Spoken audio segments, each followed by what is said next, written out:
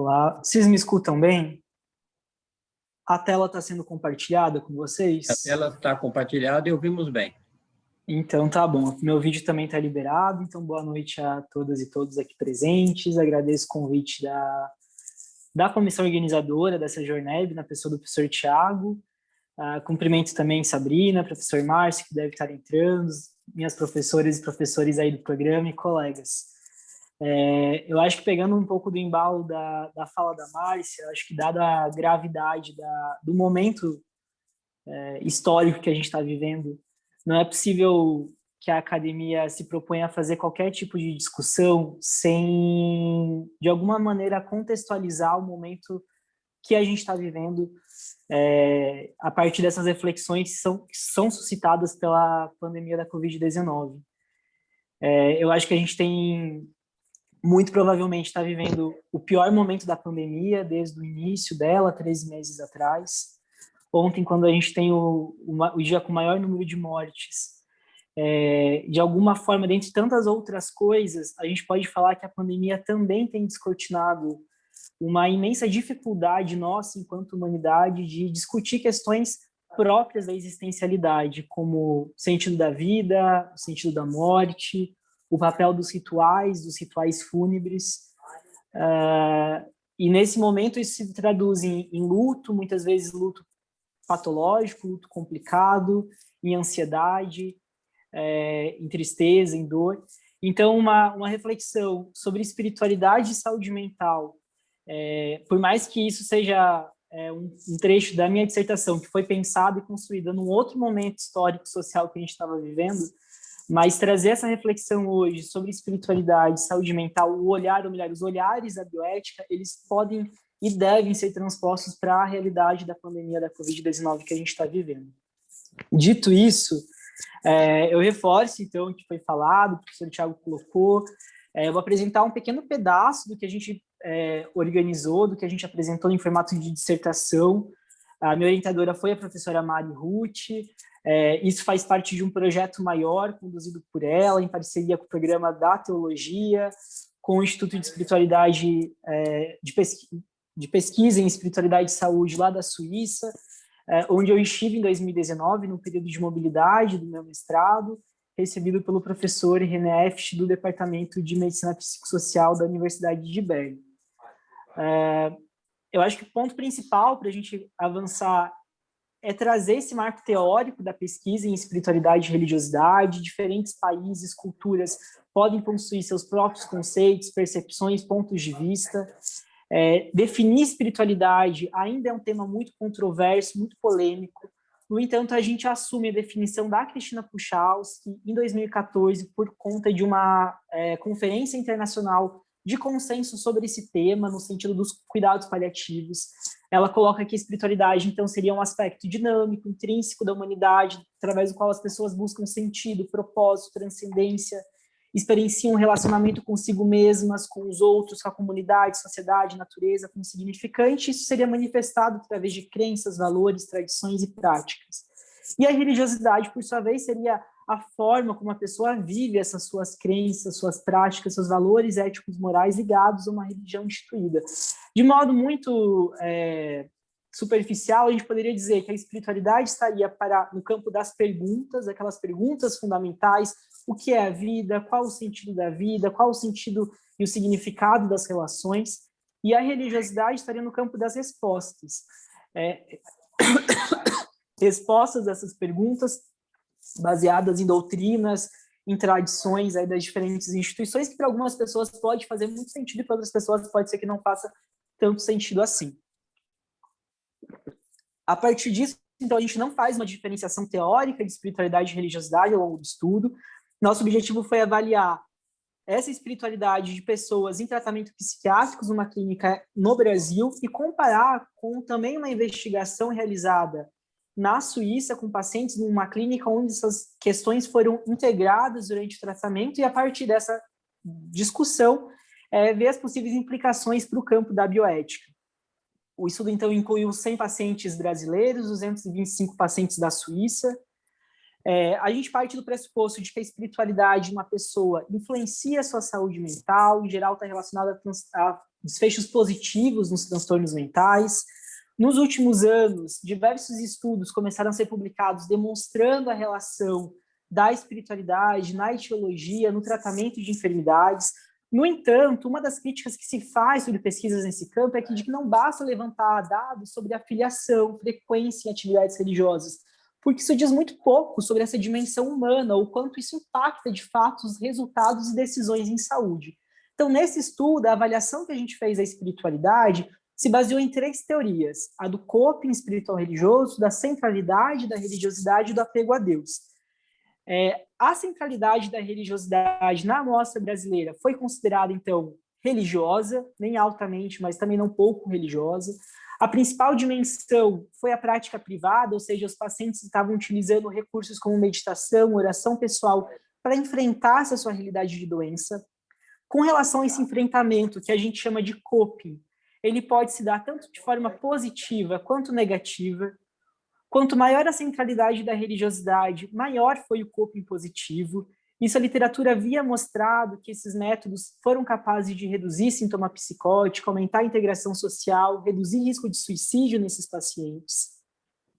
Com relação ao apego a Deus, esse foi o primeiro estudo empírico brasileiro que utilizou o inventário de apego a Deus, que é uma ampliação da teoria do apego, tal como desenvolvida lá na década de 80, para colocada aqui na relação que o indivíduo pode estabelecer com a figura de um Deus. Então, para uma pessoa que tem fé, Deus, o sagrado, poderia funcionar como uma figura de apego substituta.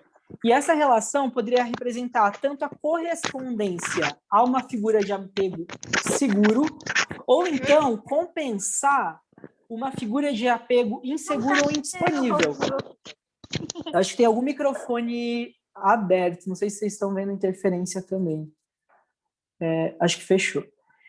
Esse apego seguro, mas o apego inseguro poderia se traduzir tanto numa ansiedade de um abandono de Deus, quanto também numa evitação em ter uma intimidade com a figura desse Deus.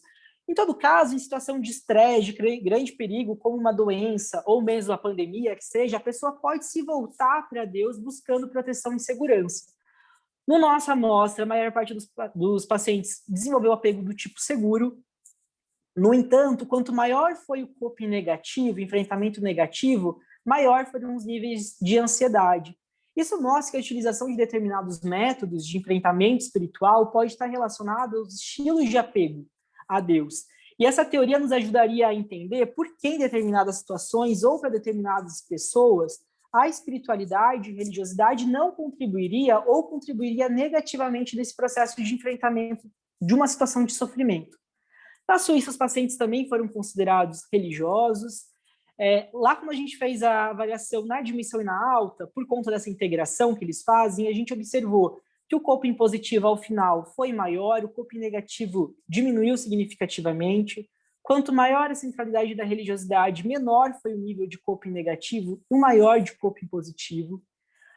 O estilo de apego seguro também foi o mais prevalente, sendo que, ao final do internamento, os níveis de ansiedade e de evitação diminuíram.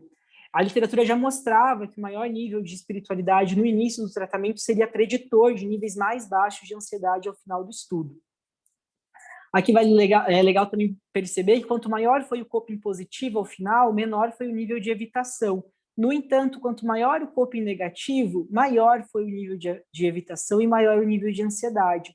Então, a maneira como uma pessoa lida com suas crenças, práticas, relações interpessoais, essas experiências por significado, por sentido, também podem estar relacionados a uma visão de mundo frágil, ameaçadora, a um relacionamento menos seguro com Deus. Isso apontaria a necessidade de se ofertar para essas pessoas um cuidado que aborde de maneira sensível esses valores e essas crenças que parecem não promover saúde mental. Então, assim, para nós, como discussão, ficou muito evidente que as questões espirituais foram tão centrais nos pacientes brasileiros quanto nos pacientes suíços. No entanto, no Brasil, essa integração não aconteceu de forma sistemática ou recorrente. Os pacientes pouco foram abordados ou trabalhados sobre essas questões que estavam presentes no ambiente terapêutico. Então, esses dados apontam que as necessidades de cuidado em saúde, elas vão além da esfera física da enfermidade E o cuidado espiritual ele é apresentado como um bom recurso auxiliar para a terapêutica de alguns pacientes. É preciso compreender, então, essa integração a partir de um modelo de atenção centrado na pessoa como um todo, de acordo com a demanda pessoal. Então, não se trata aqui de oferecer um suporte espiritual em detrimento de outras ferramentas ou abordagens terapêuticas. Nem tampouco instrumentalizar a espiritualidade e religiosidade como prática terapêutica alternativa ou complementar. A questão, então, é como abordar essas questões no cenário da saúde mental. Então, lá na Suíça, nessa clínica onde o estudo aconteceu, metas espirituais eram estabelecidas no início do tratamento a partir daquilo que era identificado na anamnese, dos recursos e necessidades que os pacientes traziam. Isso era feito por equipe multidisciplinar, onde se incluía a figura do capelão, do conselheiro espiritual, onde eram desenvolvidas, então, atividades psicoeducacionais, integrando esses elementos trazidos pela pessoa, oferecendo a elas um espaço seguro onde elas podiam reportar essas experiências, legitimando suas narrativas pessoais, auxiliando-as na descoberta de significados, construindo redes de suporte coletivas, e, de certa forma, isso reforçava o protagonismo, o respeito às vivências daquelas pessoas que sofriam de algum tipo de transtorno mental. Como, então, transpor essas experiências para o nosso contexto brasileiro? Primeiramente, a gente tem que considerar que o nosso perfil religioso é bastante diverso. A gente pensa, um país como a Suíça tem uma população predominantemente protestante. Aqui a gente tem outro perfil religioso. E há também que enfrentar a cultura biomédica, que além da equipe de saúde, muitas vezes está introjetada também pelos próprios pacientes. A teoria do gap religioso coloca que alguns pacientes podem assumir ou antecipar uma discrepância entre o seu próprio sistema de crença e o do seu terapeuta, até mesmo acreditando que esses profissionais poderiam tentar dissuadir essas crenças. Então, a influência, a Puchalski mesmo coloca isso, da espiritualidade e religiosidade seria ainda mais importante em países em desenvolvimento como o nosso. Porque, afinal de contas, ainda é um importante recurso terapêutico dessas classes populares urbanas. A religiosidade está presente no itinerário terapêutico que os pacientes fazem, dada essa importância ainda no imaginário, na representação popular do adoecimento. Do ponto de vista também da psiquiatria cultural, a espiritualidade, a religiosidade pode ser entendida como um determinante social que pode interferir em etiologia, em tratamento de doença, e também funcionar como um recurso de saúde pública, tá? Dado o papel que os líderes religiosos assumem entre os seus fiéis, referenciando seus fiéis para serviços especializados e também por promover valores, virtudes, educação em saúde mental entre os seus correligionários. Dessa forma, a integração da espiritualidade ela não tem como finalidade favorecer práticas espirituais ou religiosas, mas verificar como que essa dimensão, que é central na subjetividade humana, explica crenças e comportamentos que podem ou não favorecer a saúde mental dos pacientes. No nosso caso, a gente observou que os pacientes utilizaram mais estratégias positivas que negativas, havia centralidade dessas questões na organização psicossocial e havia um papel seguro do apego a uma figura de um Deus. Então, de certa forma, de um modo ou outro, durante o tratamento, essas questões podem interferir, algumas vezes auxiliando, em outras dificultando a terapêutica. Qual seria, então, o papel da bioética diante disso? Bom, a bioética tem insistido em recordar aos profissionais que, apesar dos princípios de não maleficência, justiça, beneficência, há também o princípio da autonomia. Então, a pessoa enferma, ela é considerada no processo de tomada de decisão. No entanto, essas questões não devem ser utilizadas como técnica de poder sobre os pacientes no contexto clínico. Esse biopoder não pode estar refém daqueles profissionais religiosos que dão extrema importância a essas questões, mas também não pode estar daqueles que minimizam essas questões ou que se preocupam mais com os seus efeitos negativos. Graça, na bioética clínica, quando ele propõe, então, o modelo deliberativo para a tomada de decisão, ele reconhece que o ato clínico ele seria estruturalmente moral. Então, assim como a dimensão espiritual de uma pessoa pode influenciar suas decisões morais em geral, elas também podem influenciar as questões de saúde em particular. Caberia, então, à bioética também preservar esse pluralismo moral da discussão, essa abordagem, num cenário de saúde, dificilmente vai acontecer com concordância em visão de mundo entre pacientes, profissionais, familiares. Esses conflitos, eles vão acontecer na nossa sociedade. No entanto, cabe aos profissionais, aos gestores em saúde, proporcionar que esse ambiente terapêutico seja de fato plural, que esses estranhos morais possam ser de fato contemplados. Então, a bioética precisaria estar cada vez mais preparada em oferecer respostas consistentes às tomadas de decisão, levando em conta essa diversidade de atores envolvidos nos debates. Essa experiência internacional que a gente trouxe para a dissertação, ela aponta caminhos que vão decorrer aí desafios que precisariam ser, obviamente, investigados em novos estudos, por exemplo, demonstrar de modo mais específico quais as decisões em saúde que são mais influenciadas pela espiritualidade e religiosidade, por exemplo, aí pacientes hiperreligiosos, resistência a tratamento, sentido de autonomia, também modelos e protocolos de integração, e no nosso cenário há uma urgência, e isso também se dá no sistema público de saúde, favorecendo aí experiências universais, cientificamente referenciadas. Em bioética, há ainda uma baixa prevalência de pesquisas empíricas nessa temática, a pouca novidade trazida pelos estudos teórico-conceituais, ainda poucos autores vão além do que uma tentativa, muitas vezes superficial, de discutir dilemas éticos presentes nessa integração. Por esse motivo, a corrente mais utilizada para fundamentar esses estudos ainda tem sido o principialismo. Poucos têm avançado acerca das interfaces entre espiritualidade, saúde mental e outras escolas, como, por exemplo, a bioética crítica, clínica, global. Esses estudos ainda têm reforçado o caráter deontológico da discussão, nessa tendência em se reduzir a bioética ao âmbito das questões da ética médica, então consentimento informado, princípios, relação entre pacientes e profissionais, direitos.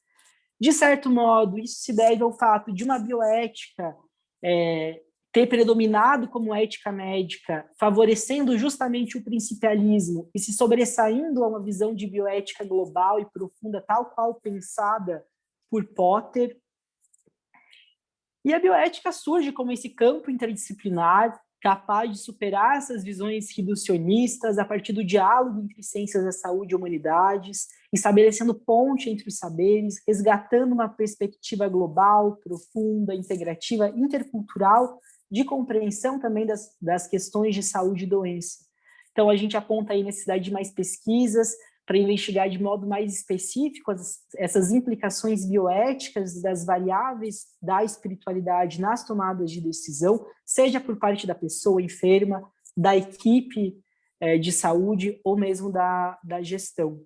Não existe uma âncora dentro da bioética que dê conta de todas essas questões. Diferentes escolas podem trazer contribuições distintas a uma compreensão bioética da abordagem da espiritualidade em saúde. No entanto, não se pode querer avançar na discussão desse tema, que está cada vez mais presente na academia, sem levar em consideração aquelas contribuições e reflexões que são próprias e inerentes da bioética. Dessa forma, a gente consegue interromper um velho discurso biomédico, estabelecendo novas práticas deliberativas que, de fato, estejam voltadas aí para um cuidado integral, com sensibilidade cultural e centrado na pessoa. Tentei aqui fazer uma apresentação bastante breve, agradeço e fico à disposição de todos.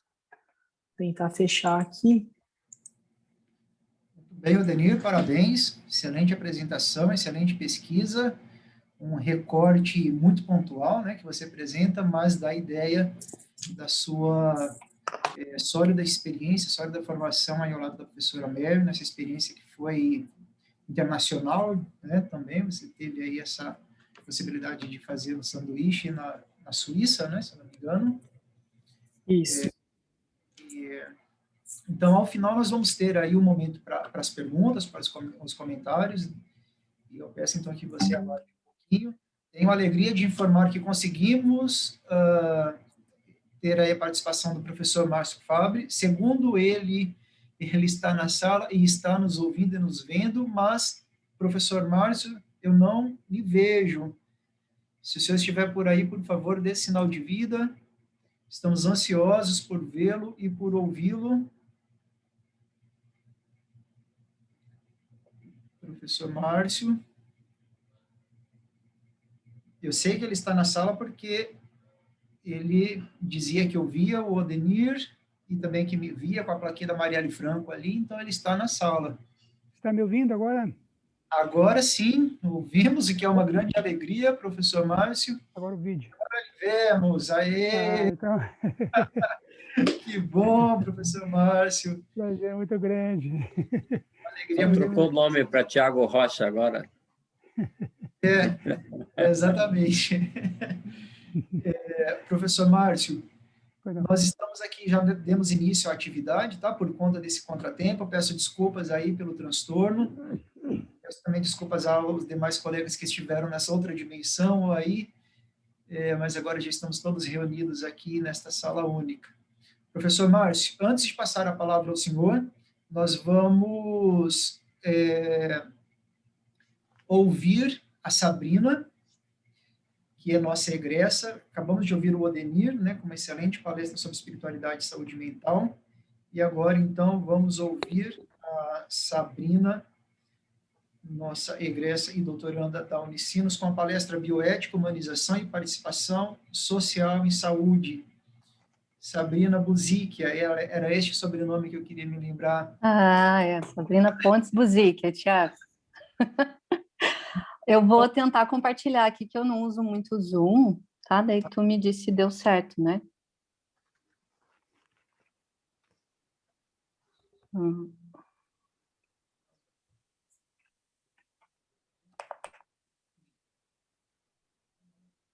Eu acho que eu vou ter que virar aqui.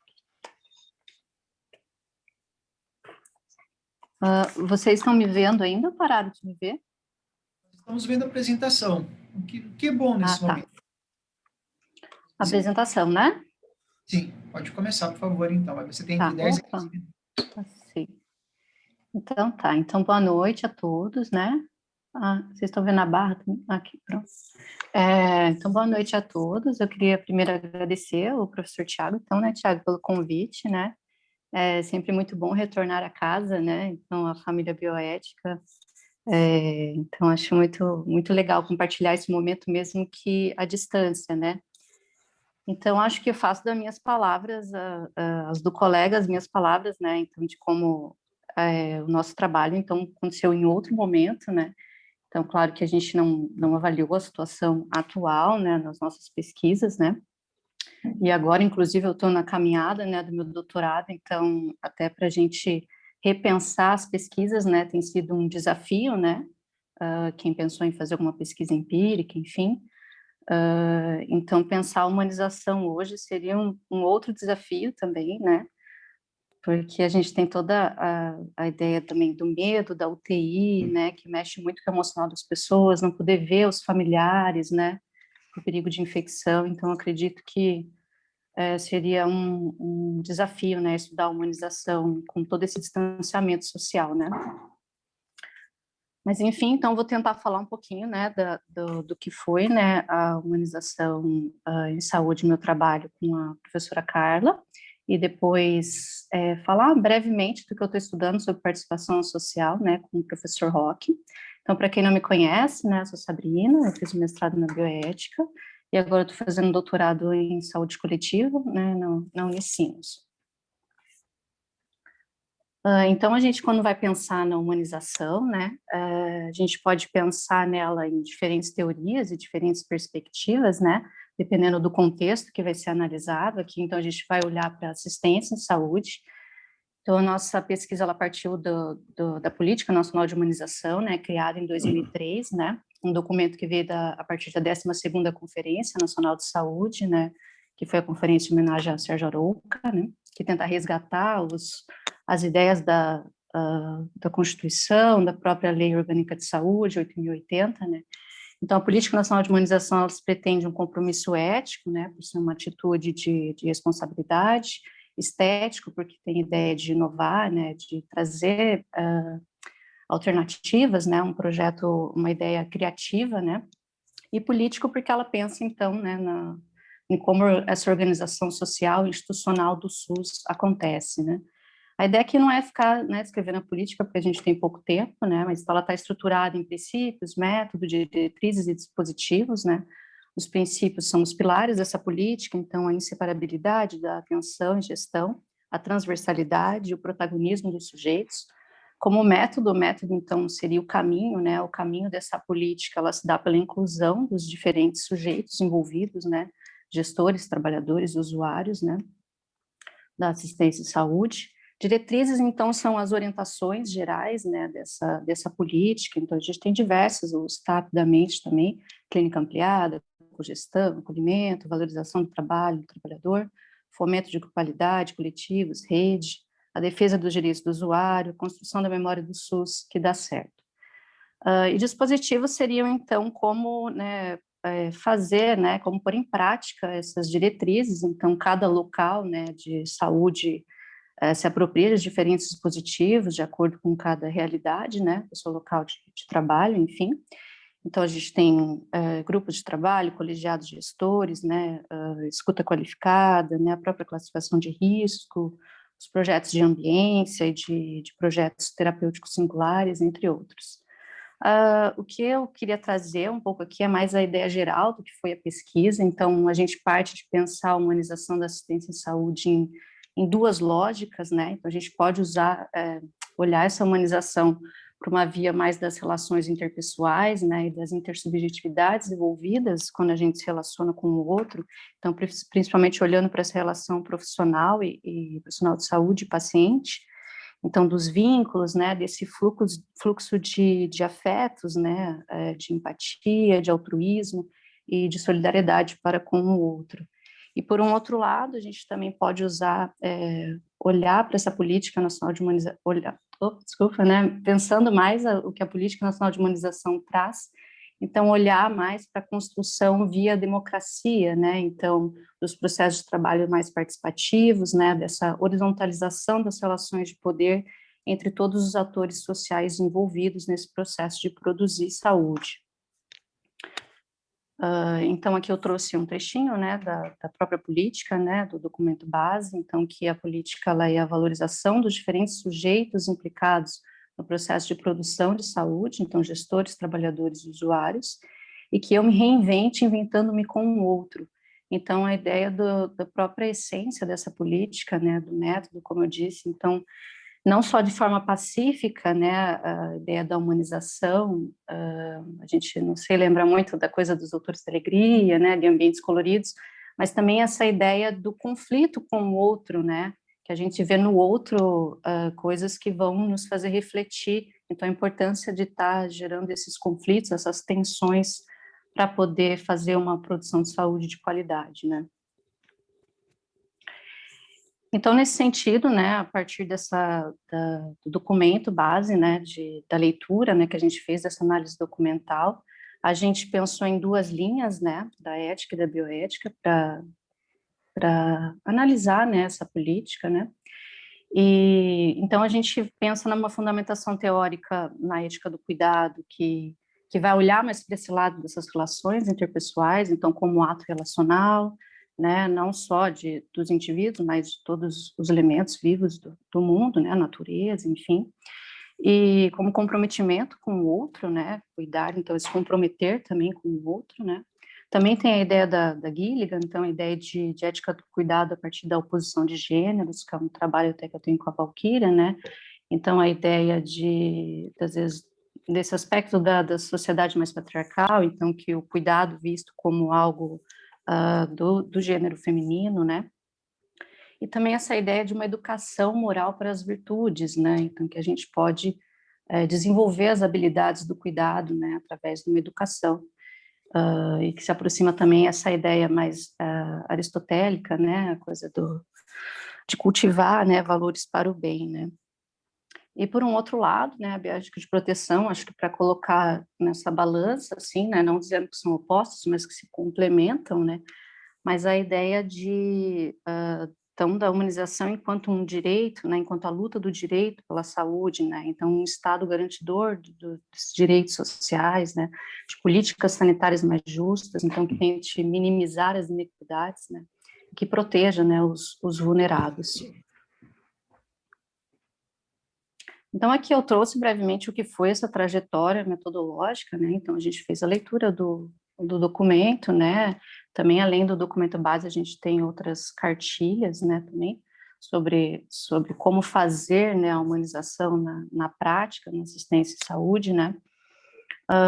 Então, a gente fez análise documental, né, a partir de perspectiva ética e bioética, né, da humanização dos cuidados enquanto política pública, e os escritores, então, que a gente chegou para fazer a revisão sistemática, então a gente fez no portal do periódico da CAPES, né, foi humanização, ética do cuidado e bioética de proteção.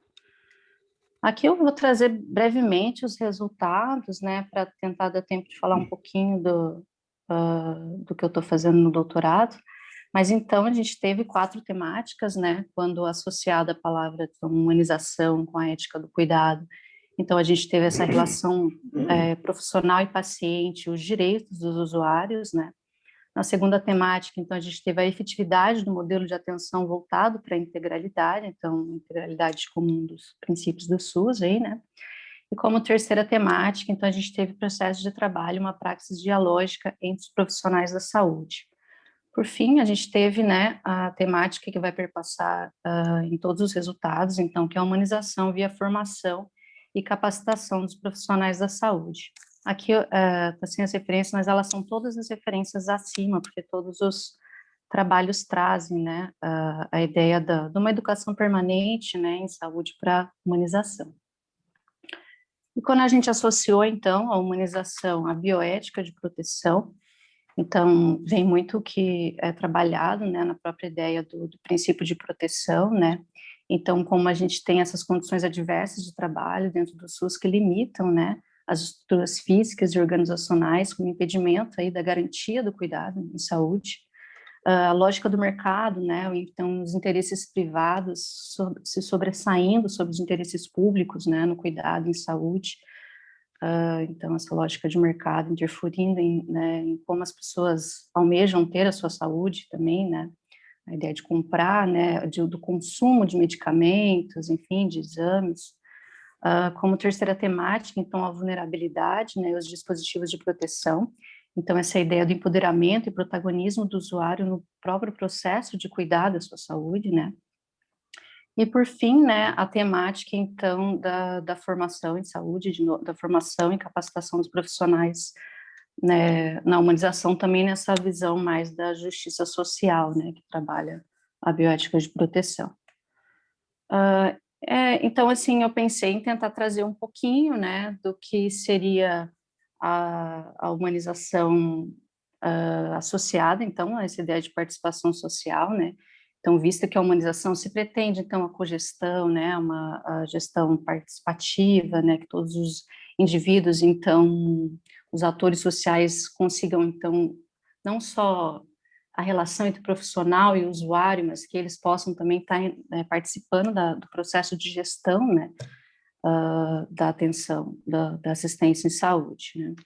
Então, ficam alguns questionamentos que eu levei para o doutorado, né, então, como incluir esses diferentes sujeitos no processo de produzir saúde, então, de uma forma mais prática, né, então, como tornar esse usuário protagonista da própria saúde, e como vocalizar as necessidades em saúde, tanto nas necessidades individuais como as necessidades coletivas, e como participar da construção das políticas de saúde.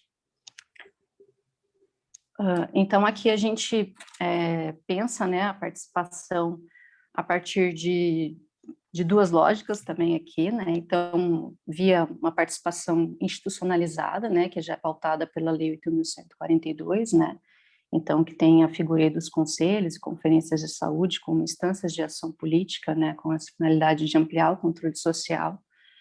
Eu sempre deixo o controle social de vermelho ali, né, porque a gente tem essa ideia a sociologia traz, então, né, a ideia do controle social antes do Estado controlando, né, a sociedade, e na Lei 8.142, ela vem, então, como a sociedade controlando o Estado, então, na fiscalização, né, do repasse dos recursos para a área da saúde.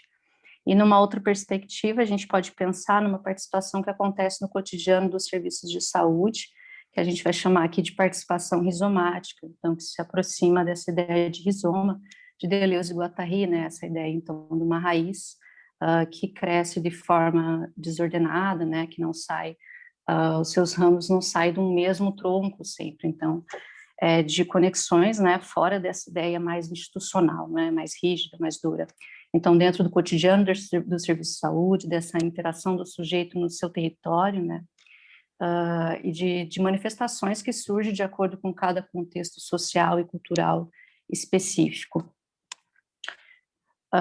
Então, aqui eu criei, né, uma ideia de fluxos, né, possíveis quando a gente pensa principalmente na atenção primária e na expansão, né, que a atenção primária teve aí, né, na primeira década aí dos anos 2000, né. Então, como essas equipes, esses profissionais estão chegando nos diferentes espaços, né, e estão se aproximando, né, mais com essas situações persistentes, né, de desigualdades sociais, enfim, de violência, né, do uso de drogas, de cada realidade, né, cada contexto, né, onde se abre uma unidade básica de saúde, onde se abre um UPA, enfim. Então, meu foco hoje é mais dentro do contexto da atenção primária, né, dessas realidades com os territórios e por onde, né, esses atores sociais, gestores, usuários e profissionais de saúde podem estar acessando, né, para estar participando da construção das políticas de saúde, reivindicando direitos, né, enfim, expondo as suas necessidades e suas vulnerabilidades. Então, a gente tem, né, os conselhos locais, né, eu tentei dividir, então, de um lado, a participação que eu coloco aqui como formal, né, que seria institucionalizada, né, então, os conselhos de saúde, então, local e municipal, que também tem o acesso ali, então, à Secretaria Municipal de Saúde, ouvidoria, né, que pode ter esse acesso direto, né, dos usuários, mas os conselhos na figura de deliberar, né, de criar coletivos, né, que vão debater as questões, né, e abaixo da linha ali, né, a participação informal ou rizomática, no caso, né, que seria desse encontro, né, com os profissionais, com os usuários, com os gestores, dentro dos próprios ambientes, então, da unidade básica de saúde, né, nos diferentes serviços, né, de operação, prevenção, promoção, e também dentro do contexto da sociedade civil organizada. Então, quando se chega nesses territórios, né, a atenção primária, então, acaba tendo que olhar, então, para essas associações de moradores, né, as cooperativas e os movimentos sociais, né, que tem nesses lugares e tentar se apropriar dessas culturas, né, e dessas realidades existentes já nos locais. Então, acho que aqui a gente teria entrado em campo, né, então, devido à pandemia, a gente não conseguiu fazer essa pesquisa empírica, então, acho que minha apresentação vai mais até aqui, né, e a gente está tentando repensar, porque a ideia seria entrar nos conselhos e participar um pouco da rotina, né, das atenções primárias e entender como a população, os profissionais, enfim, se articulam para estar participando, né, e deliberando, né. Então, a partir de agora, a gente está tentando pensar em possibilidades não presenciais, né, então, vias não presenciais para tentar entrar em contato, né, o Conselho Municipal dos locais, eles estão ainda fiscalizando, né, e devem, né, porque agora, em situações emergenciais, né, a gente tem que ficar de olho também, né. Enfim, é isso, obrigada, agradeço.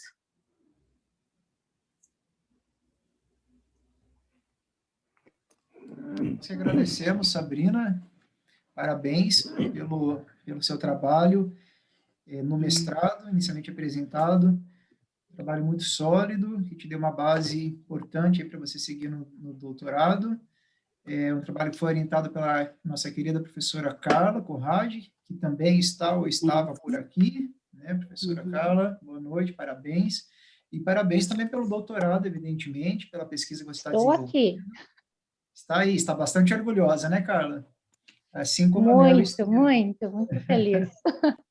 Nós vamos ter um tempinho ao final, se tudo der certo e dará, para conversarmos tanto sobre a apresentação do Denir quanto da Sabrina, o pessoal poder se manifestar com uma ou duas perguntas, mas agora vamos passar diretamente, então, a palavra ao nosso, se me permitem, Odenir e Sabrina, denominaram o professor Márcio Fabri como nosso convidado de honra, né, o nosso professor, uma referência para todos nós da bioética. O professor Márcio Fabri, ele é doutor em teologia pela Pontifícia Universidade Gregoriana de Roma, ele é licenciado em filosofia, ele se aposentou recentemente, se eu não estou enganado, né, professor Márcio, lá do Centro Universitário São Camilo, mas ele continua vinculado ao Instituto São Paulo de Estudos, é professor de teologia do ISPES, também ele é orientador do doutorado da Academia Alfonsiana, da Universidade Latearense, em Roma. O professor, ele é vinculado a vários órgãos no campo aí da ética e da bioética. Eu destacaria neste momento a participação importante do professor na comissão de bioética do Hospital Sírio-Libanês, que tem se manifestado de modo muito pertinente nesta pandemia, né? Então, o professor Márcio, além disso, ele tem uma longa e importante produção teórica no campo da teologia moral, especificamente no campo da bioética, e hoje ele vai nos falar aí sobre, enfim, uma leitura sobre a pandemia a partir do conceito de mistanásia, que foi um conceito elaborado, fundamentado, estruturado pelo próprio professor Márcio, ainda lá no final dos anos 80, e que, infelizmente, se mostra muito atual, ou talvez mais atual do que nunca neste contexto de pandemia, não é? Então, professor Márcio, muito obrigado novamente, desculpe aí pelos contratempos no início. Eu disse que o senhor teria um tempo um pouco mais reduzido, mas eu retiro o que eu disse, tá bom? O senhor tem todo o tempo aí que precisar. A ideia é que a gente encerre a atividade até umas 9 horas, para não ficar muito cansativo, mas se passar um pouquinho, tenho certeza que o pessoal não se incomodará, ao contrário. De todo modo, a gente espera também ter aí um tempinho ao final para dialogar com o senhor e com os demais apresentadores aí. Então, a palavra é sua, muito obrigado. Muito obrigado, Tiago. Fantástica a tua organização e homenagem também ao grande amigo aí, que não posso esquecer, que é o Mário Sanches, né, Mário?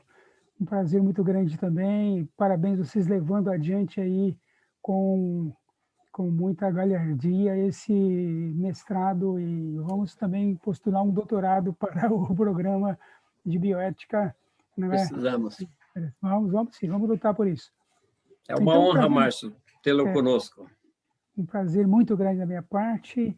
Eu agradeço mais uma vez o convite, o Tiago, e os muitos colegas que estão aqui presentes, né? Eu vejo o rosto de vocês, não consigo ver todos os rostos, mas sei que muita gente está aí, um prazer muito, muito grande. Então, eu mudei um pouquinho a minha estratégia de apresentação e vou falar em forma de síntese para a gente poder, na verdade, então, entender e abrir um diálogo, e eu acho que isso é suficiente e é proveitoso, mais proveitoso também nesse momento, não é? Então, a mistanásia, ela é um neologismo que foi criado dentro de uma contraposição inicial de saúde. Então, ela veio num contraponto da eutanásia e depois com a distanásia e no fundo, a ortotanásia que veio mais recentemente. E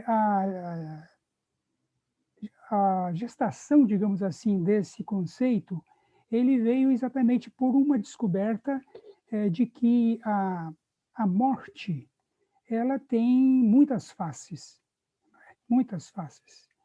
E as muitas faces da morte, elas estão só num processo, não somente num processo pessoal que nós temos, do morrer, a gente morre para a infância, a gente morre para a adolescência, e enquanto a gente tem perspectivas otimistas de renascimento, então a gente também não sente essa morte, mas elas existem.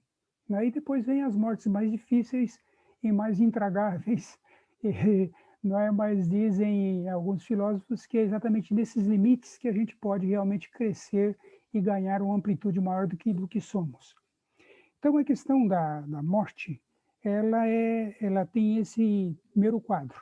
Ela tem muitas faces.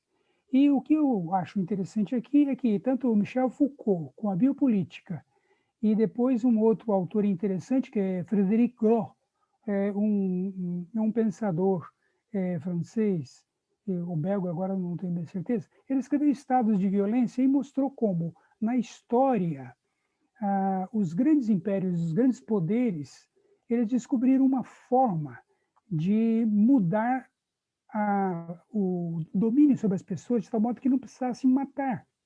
Era só dosar a vida. Bom, a ideia do Michel Foucault, não é isso? Que então a morte, ela não se dá agora de forma física total e absoluta. E aqui isso faz uma grande diferença, não é? Faz uma grande diferença. Eu estava vendo no do que eu pude ouvir de Eudenir e depois da Sabrina, como que nós nos entendemos bem aqui nisso, né? Vocês falam o lado bem construtivo, a humanização, a espiritualidade, e eu falo aqui agora de um outro porão, digamos, da vida, que é a mistanásia. Então, aqui temos o primeiro elemento. A morte, ela não é agora, não pode ser pensada simplesmente que a pessoa terminou a sua trajetória de vida. Não. A diminuição da vida já é uma forma de morte. E aqui nós abrimos, então, um capítulo muito interessante para entender o mistanásia.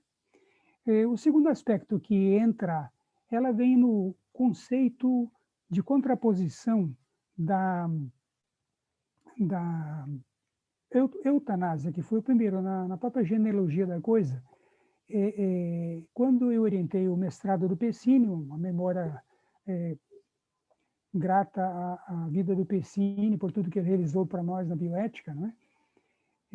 Eu dizia para ele que a eutanásia ainda é uma coisa de quem tem o privilégio de poder morrer em um hospital. E as mortes que estão fora, como é que a gente vai chamar isso? Não é? E aí ficou, então, o Pecini quis chamar de morte social, e eu disse, morte social não é uma coisa boa porque é muito genérico. Eu queria algo mais duro.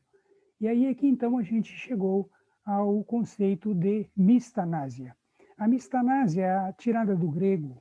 O grego tem dois prefixos. Um que é mis, com is, que dá misógino, misantropo.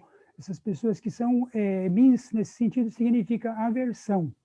Este não é o sentido de mistanásia. Quando o Tiago me pediu o nome, eu até escrevi mistanásia com Y, mistanásia. Porque esse mis grego, pode não acreditar, ele significa rato. É o mus, é o que está o mouse, não é? Que está em alemão e o inglês conservaram isto. E que deu as palavras de mistério. Mistério vem o que está escondido. Então, a mistanásia são as mortes escondidas. E as mortes escondidas de vidas que não têm valor, de vidas que são aniquiladas totalmente, ou a forma silenciosa de matar a vida aos poucos. Esse conceito de aos poucos também é um conceito latino-americano. Javier Gorostiaga chamava isso de goteo. É um goteio econômico, é um goteio a conta-gotas. Se dão as conta-gotas de vida e de possibilidade de vida para as pessoas. Então, aí vai o conceito de mistanásia, que é, portanto, a morte de pessoas como se fossem ratos nos porões da humanidade. Quem se impressiona? Quem cuida disso? Eu fiquei muito chocado com aquele pôster que os protestos de negritude apresentaram, dizendo, nos Estados Unidos e aí no Brasil, vida de negro tem valor. Pois é, então, esse valer menos é uma forma de mistanásia dentro da rede de relações. Houve uma outra alternativa, o Berlinguer, que é um grande ilustre bioeticista, né? O Formiga Rafa, um grande amigo dele e tudo, mas é falecido, ele propôs que fosse cacotanásia. Mas que a cotanásia me dá assonância mais numa morte estética do que... Não é porque é o feio, uma morte feia, uma morte... Não é mais do que feia. Ela é indecente, porque ela está tratando e menosprezando a vida, não é isso? Então, não é só uma morte ruim, é uma morte detestável, né, por sua forma de ser. Então, para entender como que a mistanásia então se adentra dentro dessas várias faces do morrer, eu recorri ao que foi tema de nosso grande, longo pesquisa, de um grupo de pesquisa na São Camilo, que foi a pesquisa sobre os sujeitos éticos, não é? Os sujeitos éticos. Então, dentro dessa chave dos sujeitos éticos, já na década de finais dos anos 80, onde a gente forjou esse neologismo da mistanásia, a gente tinha também a preocupação de fazer uma bioética a partir dos pobres, não uma bioética a partir de um principialismo norte-americano, de pessoas que têm acesso a todos os cuidados de saúde. Não, é gente que está ali na briga pela vida, na briga pela sobrevivência, pura e simplesmente, não é? Nas suas exigências mais radicais. Então, biótica a partir dos pobres e depois, então, o termo mistanásia com esse Y que está aí presente. Na estrutura dos sujeitos éticos, já também na mesma crítica que a gente estabelecia a partir da teologia da libertação, a primeira crítica que eu fiz foi nos anos 90, ao principalismo norte-americano nos próprios Estados Unidos. E ali eu dizia, o principalismo norte-americano está considerando aqueles que têm acesso aos cuidados de saúde. E aqueles cuja vida já é tirada antes de chegar ao hospital porque não têm acesso. Então, a pandemia veio mexer exatamente nisso. Ou seja, vem colocar descoberto vidas desprezadas, vidas que não têm valor. E isso vem à tona. Como é que nós podemos trabalhar isso dentro da pandemia? Eu vi, então, voltando à questão dos sujeitos, a gente pode perceber 3 grandes categorias de sujeitos. Então, são grandes sujeitos em um nível macro. Em um nível macro, são as grandes relações e inter-relações dos sujeitos éticos. Depois, nós temos um nível mid, que são as organizações, sujeitos coletivos que se unem.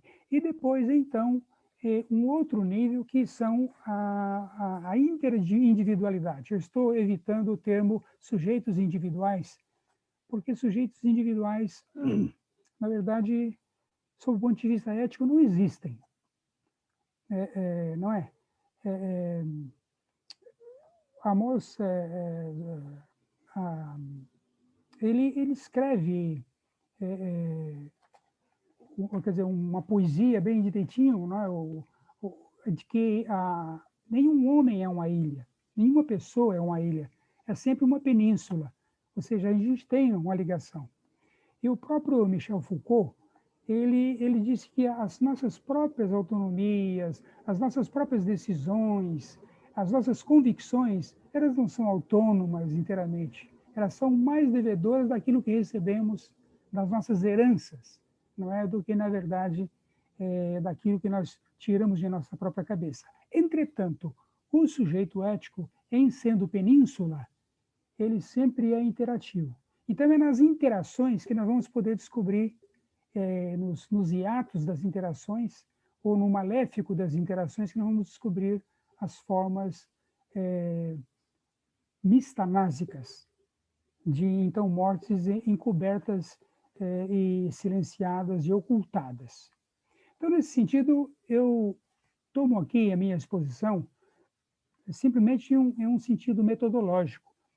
A pandemia revela, mas eu não vou fazer uma análise das revelações, aonde que estão.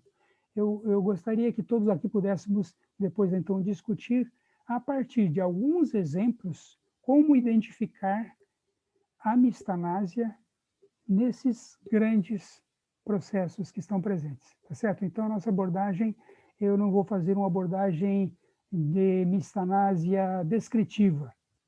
Eu vou fazer uma abordagem da metodologia ou do método de se identificar mistanásia quando fazemos bioética. Então, acho que isso é para todos nós extremamente importante e interessante.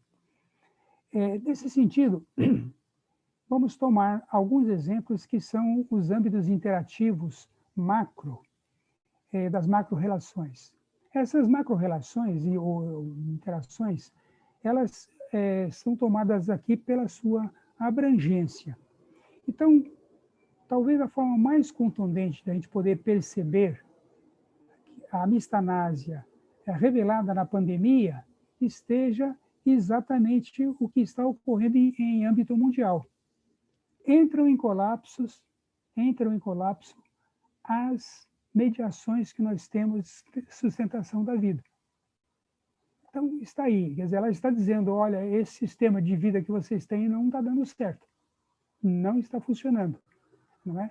E falham as nossas economias, falham as nossas formas de inter-relação, e vamos descobrindo, em torno de tudo isto, não é, que existe muita coisa oculta de nossa vida que a pandemia revela, e aquilo que nos mata está sendo esquecido e deixado de lado.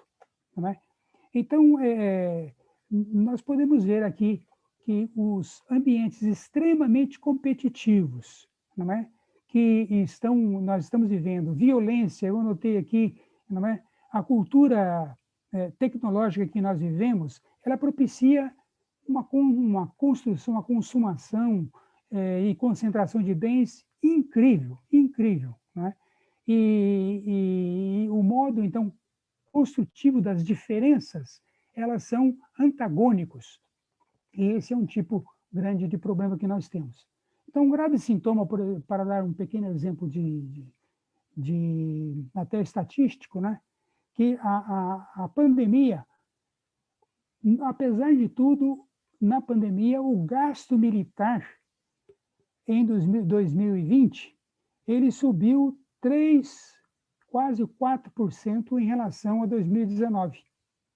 E esse gasto militar, veja bem, esse gasto militar mundial, o que se consome cada dia, dá para sustentar 1 ano de Bolsa Família no Brasil.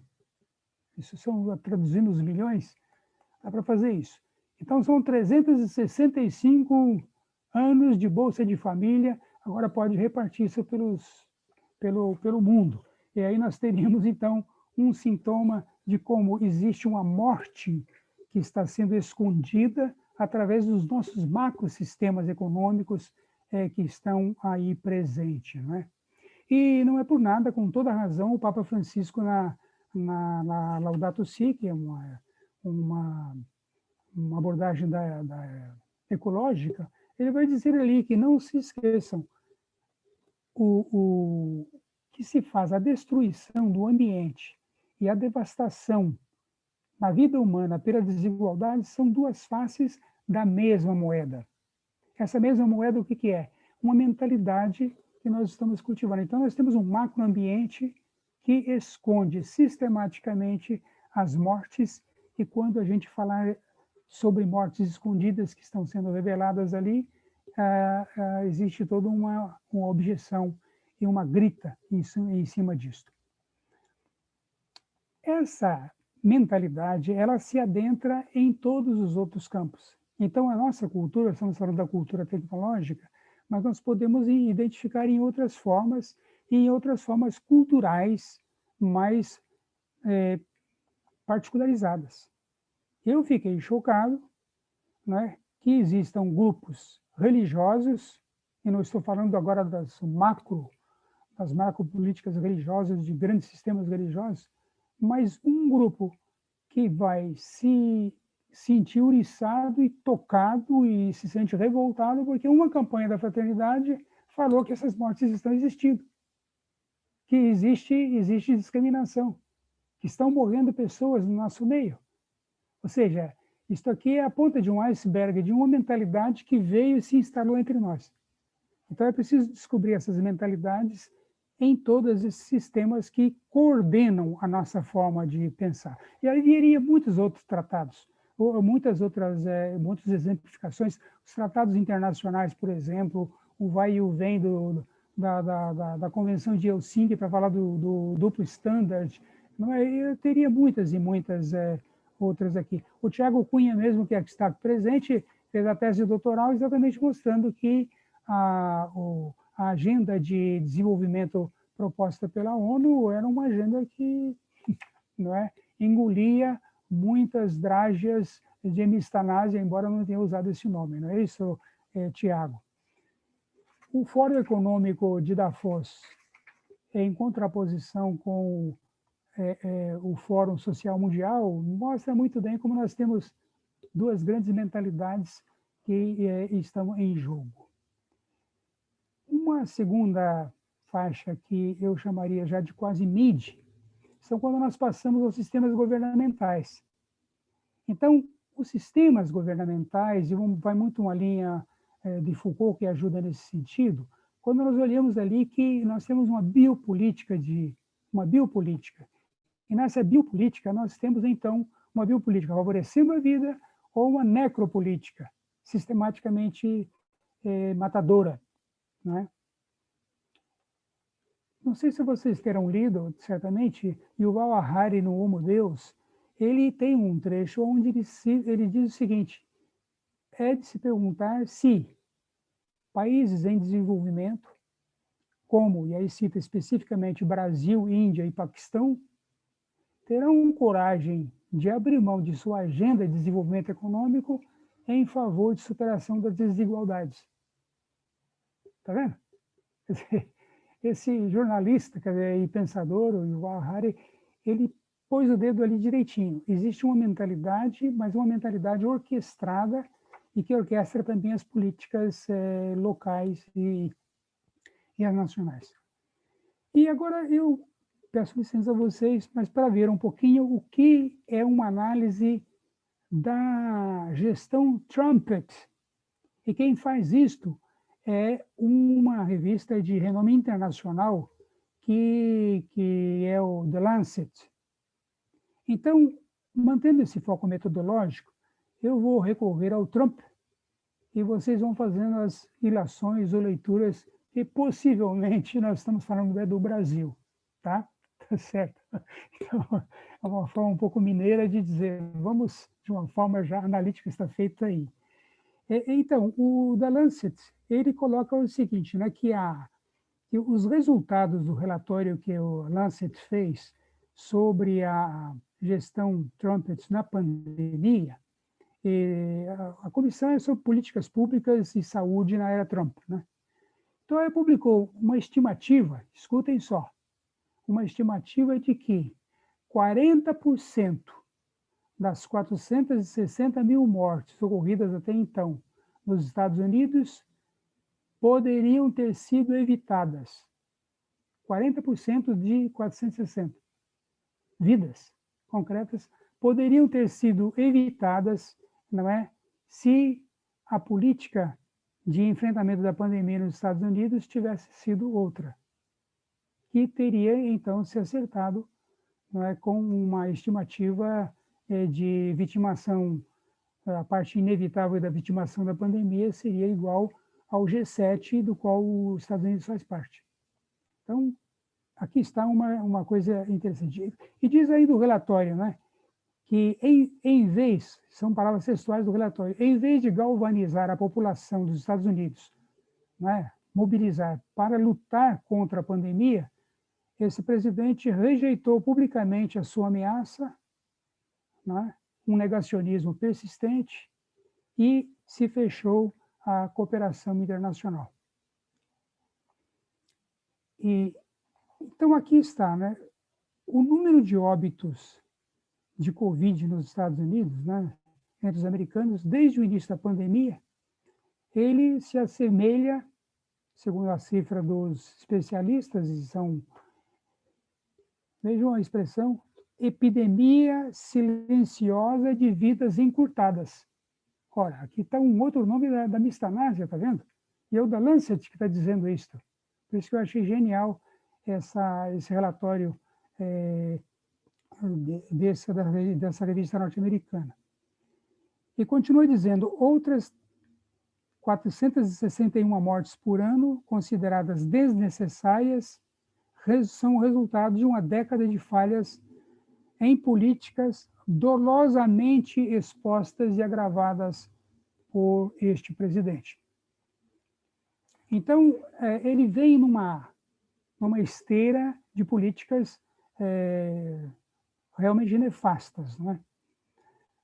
E o Delancey ainda continua dizendo, né, que se apostou em medicamentos totalmente ineficientes para o combate ao vírus, e cita indiretamente a hidroxicloroquina, né, e outros ali. E o sucateamento da saúde que já vinha desde o neoliberalismo da era de Reagan, né? Isso implica, veja bem aqui, implica, isso é do relatório da Lancet, implica no abandono de programas sociais e o favorecimento de uma ideologia que ajuda na perpetuação de um poder truculento assim, ganhar a eleição. Bom, não estou falando do Brasil, estou falando de Trump, né? Ou seja, usar vidas para ganhar eleição, né? E aqui continua o relatório do The Lancet, explorando a raiva da população branca para desviar a atenção das políticas que geram o acúmulo de poder e de riquezas, né?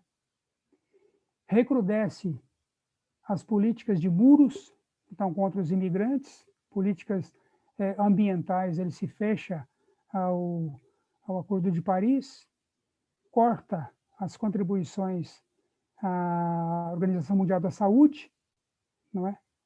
E assim por diante. Ou seja, são medidas políticas que revelam uma necropolítica, e o mais nefasto de tudo isto é que possivelmente esteja ou comprando a sua reeleição através de vidas humanas. Desculpe agora passar para o Brasil, só uma leitura que me chocou muito. Alguém que dizia, será que, isso no jornal, será que não está havendo, ou não houve aqui entre nós, até uma estratégia para diminuir o custo social da pobreza? Acabando com os pobres. Acaba. Bom, eu quero e peço a Deus que a maldade humana não chegue a tanto.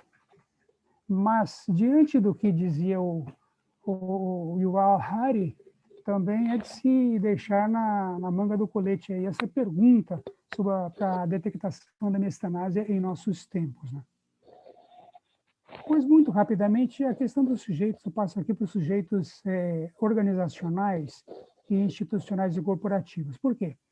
Porque as instituições, o Tiago mencionou no comecinho, eu trabalho no Comitê de Bioética do Sírio-Libanês, né? Então, ali, é certo que uma organização ela pode ser filtradora e deixar realmente o espaço de vidas de menos valor na penumbra, o que a gente percebe que no Sírio-Libanês não é assim, né?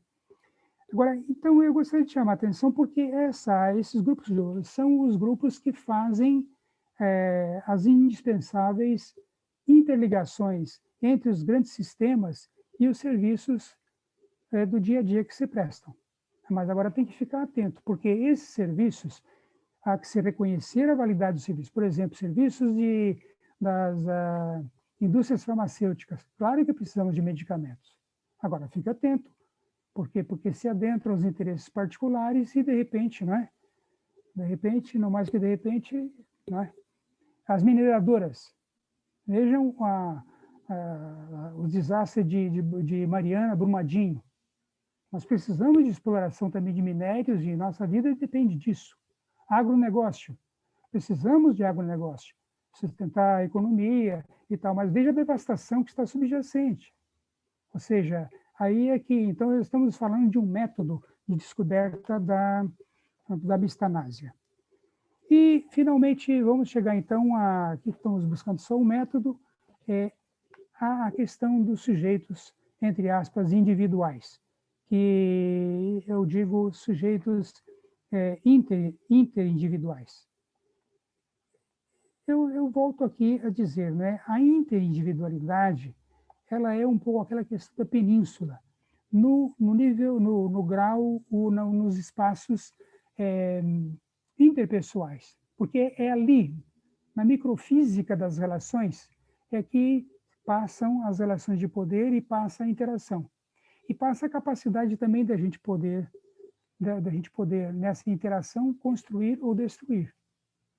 E aqui é que entra um assunto extremamente importante para se pensar em mistanásia. E o pensar em mistanásia sobre esse viés leva a gente a poder entender que a nossa vida, ela não é só uma vida externa, ela também é uma vida interior. Eu gostei muito da primeira exposição que o Denis falava da espiritualidade, né? E eu tenho por mim que nós temos uma vida espiritual, falada no sentido laico, mas que é diferente da saúde mental, que ela não é só a boa capacidade cognitiva que nós temos, mas a saúde espiritual, ela é exatamente a elaboração que nós fazemos e a forma construtiva com que nós damos à vida. Isso já é uma elaboração a partir, supostamente, então, de uma boa saúde mental no sentido físico e no sentido funcional. Mas a espiritualidade é essa elaboração. Nem toda espiritualidade é boa. Existem espiritualidades altamente nefastas e prejudiciais. A Denis trabalhou um pouquinho, até mencionou aí a esse respeito, acenou a esse respeito rapidamente. Mas o que aqui eu queria dizer é o seguinte, que existe uma morte. E essa morte, então eu ressalto 3 aspectos importantes aqui. Um é que essa morte pode ser o avançar, roubar essa vida, essa pulsação do desejo com esse espaço de autonomia e de liberdade que as individualidades têm para poderem, então, interagirem como sujeitos realmente éticos. Michel Foucault já dizia, em Vigiar e Punir, a forma melhor que tem, ele usou o termo de subjetivação. A minha subjetividade vem e subjetiva o outro. Agora ele vai repetir o que eu sou, não é? E nós estamos diante de uma coisa tremenda, porque os algoritmos com os controles sociais aí, que nos prestam um grande benefício, também são os controles de nossas emocionalidades e domesticaram um pouco nossos caminhos. Isso explodiu nessa época muito próxima da pandemia, onde os fake news disseminaram, inclusive, a falsidade, por exemplo, da ineficiência dos medicamentos e a campanha anti-vacina e daí por diante. Então, essa forma de interação, ela mexe dentro de nós. O passo que eu acho interessante veio dado por Paulo Freire. Ou seja, Paulo Freire vem dizer que o pior de tudo, né, o nefasto de tudo isto, é que a lógica do dominador entra agora nas pessoas. Quando eu vi isto, e meditei um pouquinho em termos de mistanásia, sabe no que eu pensei? Desculpe a analogia. É de que os zumbis não estão só na ficção científica, não. Nós temos mortos-vivos, mortos espirituais e vivos com atividade que repartem formas devoradoras, vivem formas devoradoras da vida. Isso é terrível. Não é? Então, não estou em um momento dizendo que estamos com zumbis aqui, mas a analogia da coisa nos faz pensar e procurar, não é? Essas formas de sermos tão devastados, mortos-vivos, que agora procuramos nos alimentar da vida de outros. Não é? É o que é isso. Não? Então, tem gente que descaradamente rouba, mata, não é? E isso em todos os campos. Né? E isso nos leva agora ao terceiro aspecto que eu acho extremamente importante, que é, então, seguindo o Paulo Freire, isso mostra que a pandemia nos revela agora que a mistanásia, ela já começa bem antes. Ou seja, a destruição no nosso ser individual, ela começa já com as formas, as políticas educacionais, com todas as políticas humanitárias, aonde elas são jogadas em um segundo plano, elas são colocadas em uma segunda, terceira opção de investimento. E nessas políticas é que então a gente pode fazer realmente políticas que são de humanização, como foi aqui mencionado, né? Ou então de sistemática destruição. Então é preciso estar muito atento que aqui nós temos o jogo realmente da mistanásia.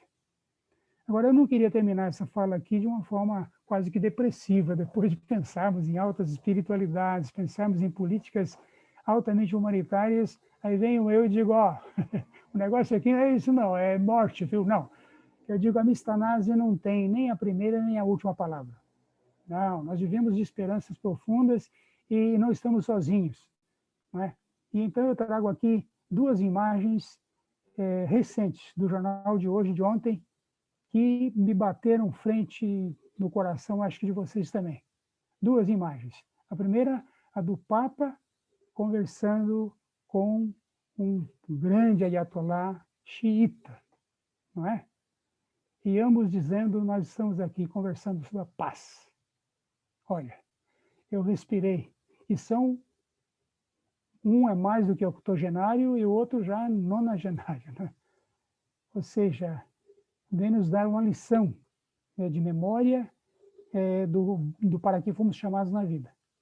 E a outra imagem, eu acho que vocês também deve ter chocado vocês. Aquela freira diante dos soldados em Mianmar, dizendo, matem a mim, não matem os manifestantes que estão pedindo democracia.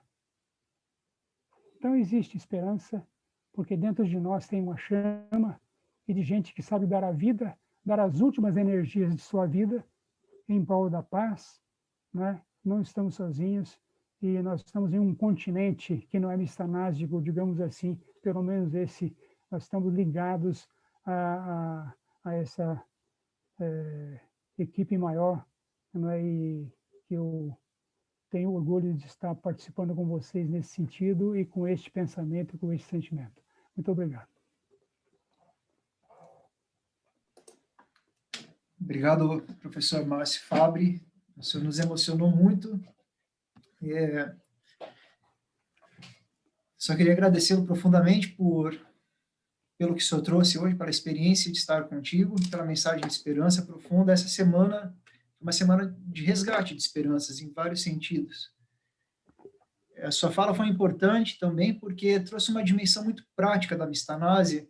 Gostei muito que o senhor apontou como uma metodologia, né? A mistanásia não apenas como um conceito, mas como uma metodologia de identificação de problemas da realidade, especialmente neste contexto da pandemia. Eu me perdi agora um pouco aqui no que eu queria falar, porque eu me emocionei bastante mesmo com a sua fala final, de modo que eu gostaria de deixar a palavra aberta para os nossos convidados, para os nossos colegas. É uma oportunidade muito rara de estarmos aqui na presença de uma pessoa com o calibre do professor Márcio, o que é também, eu não me referi, mas vocês sabem, né? O professor Márcio Fabri, ele é um padre, e que vem nos mostrar que essa intersecção entre espiritualidade, saúde, bioética, religião, pensamento crítico, tem um ponto em comum, né? Que é a defesa da vida dos mais vulneráveis, sobretudo, e é por isso que estamos aqui, estamos juntos. Obrigado, professor Márcio. Quem gostaria de fazer aí uma fala melhor do que a minha, porque eu não consigo nesse momento.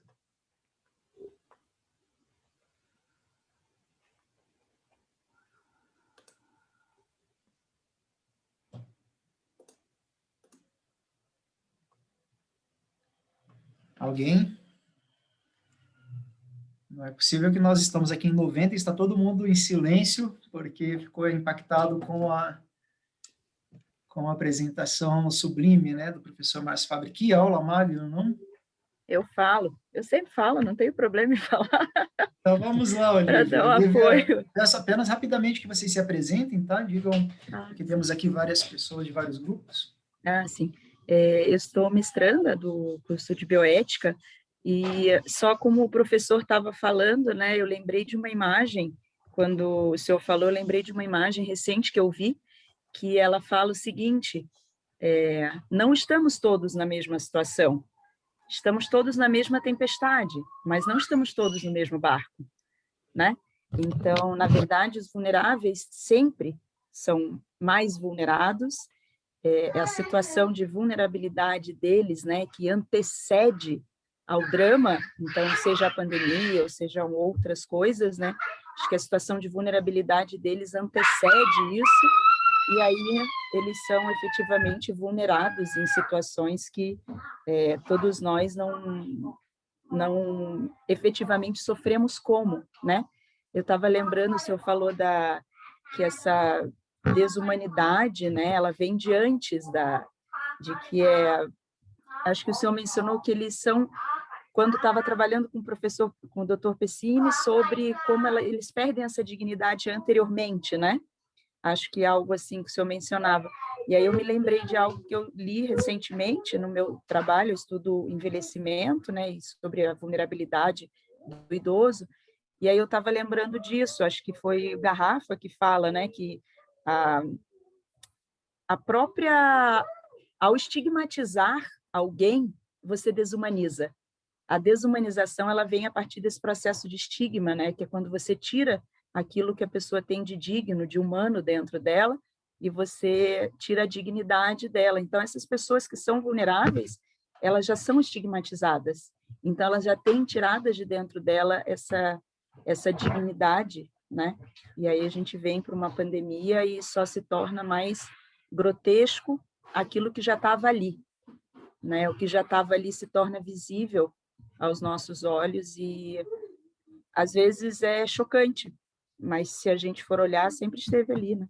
Então, acho que essa ideia de que estamos todos na mesma tempestade, mas em barcos diferentes, né?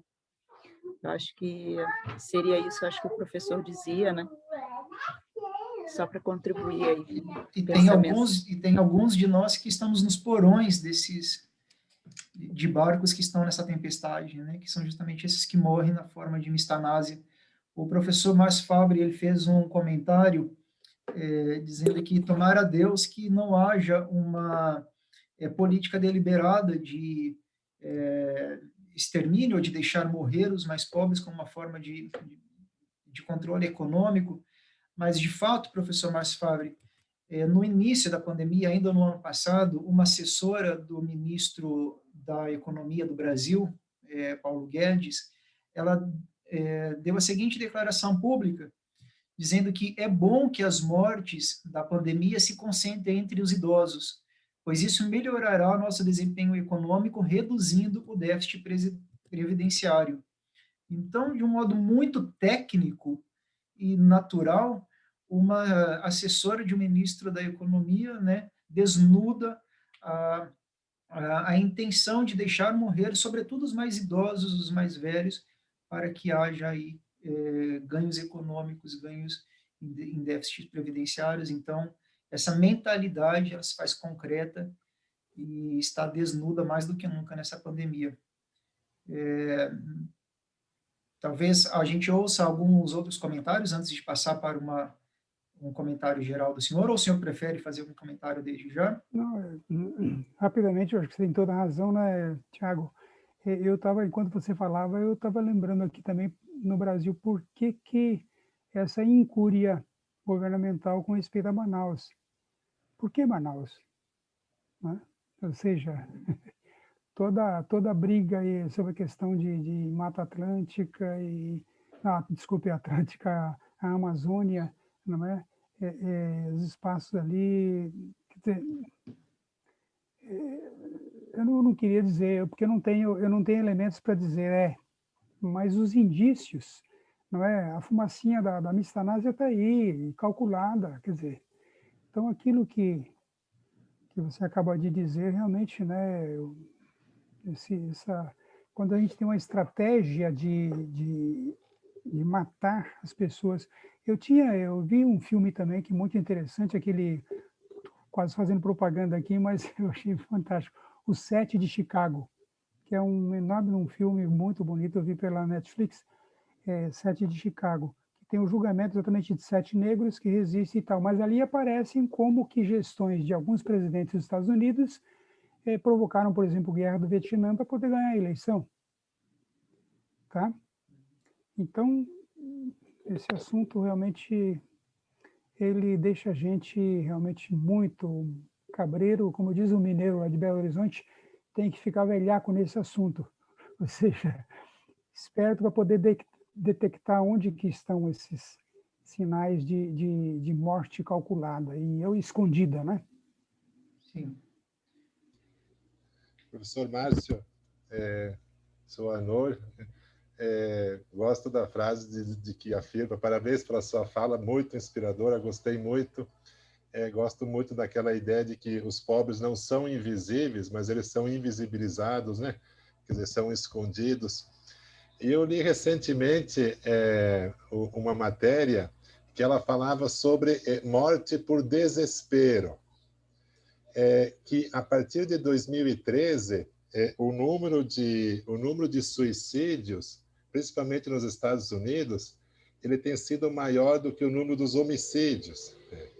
Ou seja, estaríamos vivendo uma sociedade onde esse modelo, sei lá, de meritocracia, enfim, esse modelo neoliberal que nós temos, ele deixou de ser inspirador para muitas pessoas.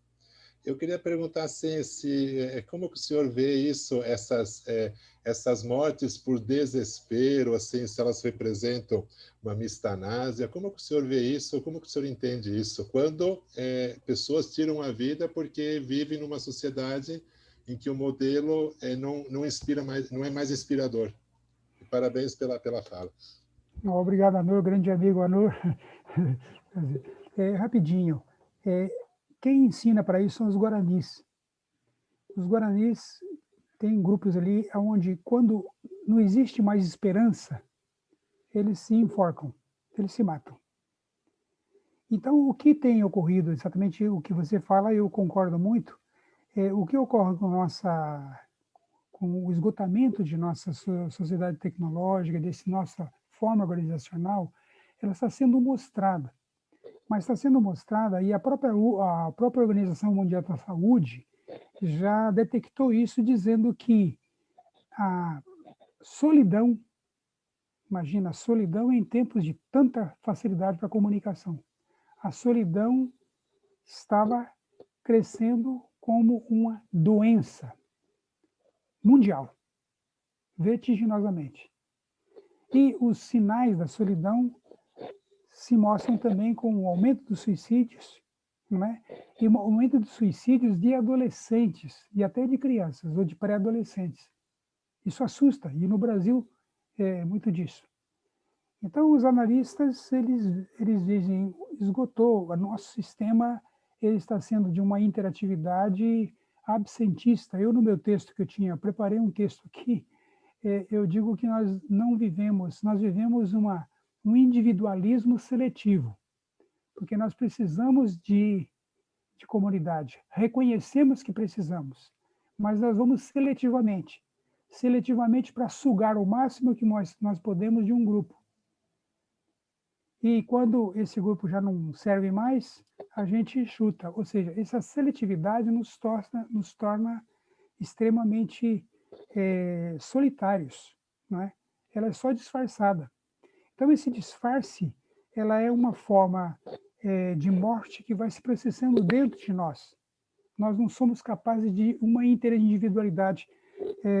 Dominique Lecourt escreve Bioética e Liberdade, uma frase que ele é muito importante, que eu acho nota, ele diz: a sobrevivência da sociedade depende de a gente reconhecer a necessidade que temos de interindividualidade.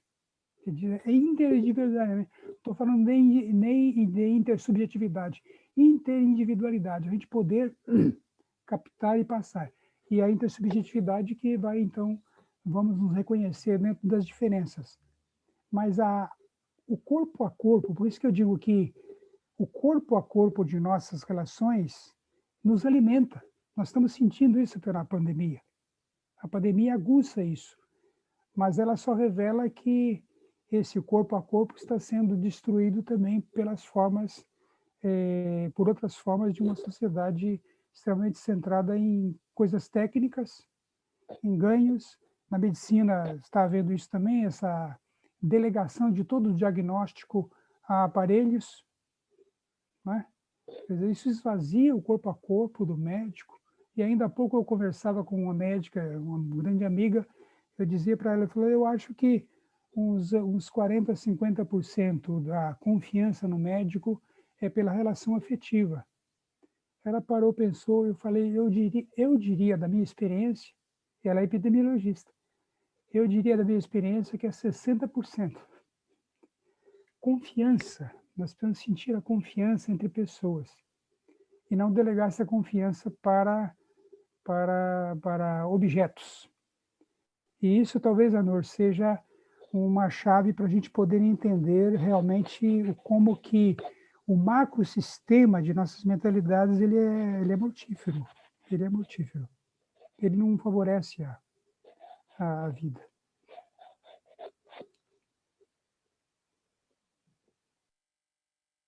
Muito obrigado, Anor, por sua participação.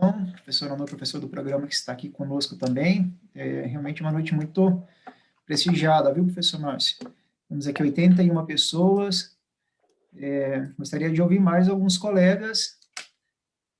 Algum comentário, alguma questão. Pode ser também para os nossos egressos, né, que fizeram brilhantes apresentações também.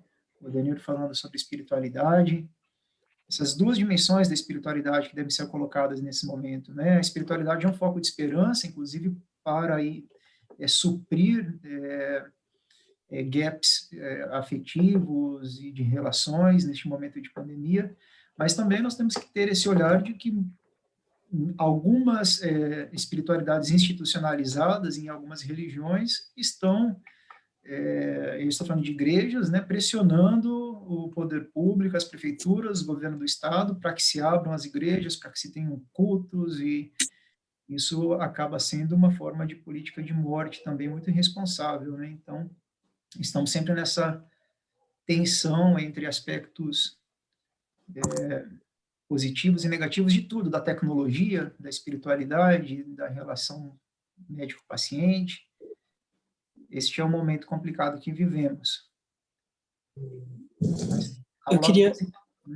Diga, Iris. Acho que fui eu. Oi. Queria fazer um comentário. Primeiramente, parabenizar o professor Márcio pela apresentação.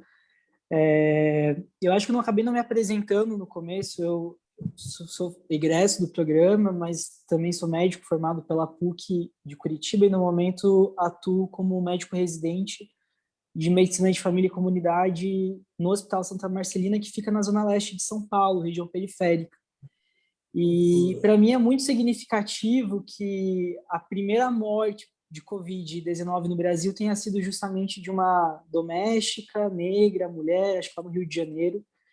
E até um tempo atrás eles divulgavam essa questão regional das mortes, e aqui na cidade de São Paulo, por exemplo, ficava muito escancarado que as mortes, a prevalência de mortes era entre as classes mais baixas, nas regiões mais periféricas, também tinha uma cor relacionada às mortes.